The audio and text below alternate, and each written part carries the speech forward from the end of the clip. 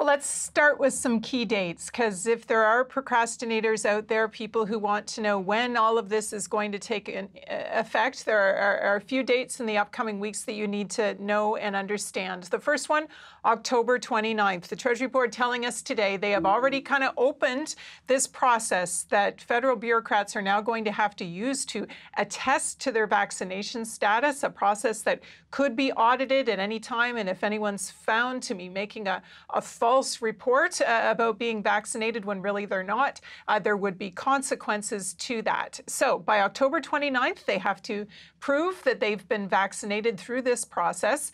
Then, if they are found to have not made that attestation within 2 weeks, by November 15th, they could find themselves on leave without pay if they are not willing to get vaccinated and show that proof. There will be a window for people who are in the middle of getting vaccinated. So let's say you heard that these rules were coming into effect and maybe you're getting your first needle in the next couple of weeks. You won't be fully vaccinated by the end of the month. You are going to have a bit of time. They said a 10-week window, up to a 10-week window between your first and second shot. So you wouldn't be immediately suspended from your work or out of a job if in good faith you then proceeded, having heard these new rules, to start getting yourself vaccinated. A little bit of wiggle room there. But interesting, and you heard the Prime Minister and Chrystia Freeland talking about this, that the language on exemptions for this extremely narrow. I want to make sure I get the quote right in terms of how the Prime Minister put it. He said, you know, this is going to be hard to get a medical exemption. This is not something that's designed to be kind of easy, or for someone who sort of has a core belief against vaccines. That's not going to be enough. There's really specific language, according to the Canadian Human Rights Act, about what you're going to have to do if you really do have a medical reason or a religious reason not to get this vaccine.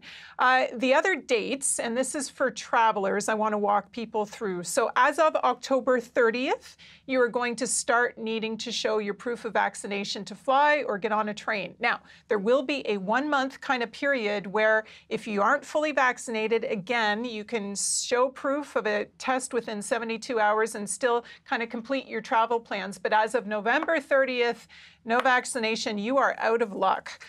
So factor that into any travel plans you have coming up for the fall. You heard some questions there about what this is going to mean for the providers, for the carriers. The Prime Minister saying, look, it's not our intention here to slow down, make this traffic less efficient. He committed to getting the job done, he said, on a vaccine passport, a national kind of standardized document. But of course, we have none in place right now.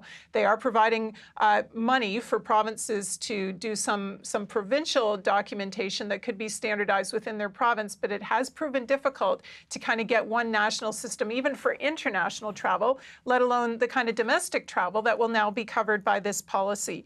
The other kind of thing that I thought was really interesting, Chrystia Freeland was talking about the importance of doing this for the economy. She said, we need to make sure that a minority of people cannot sabotage Canada's recovery. So you really see language here where the government is framing this as something that is important because the majority wants it, because the majority have done the right thing, and they do not want a minority to be able to undermine it. And we were speaking earlier this morning, Suhanna, about the House of Commons.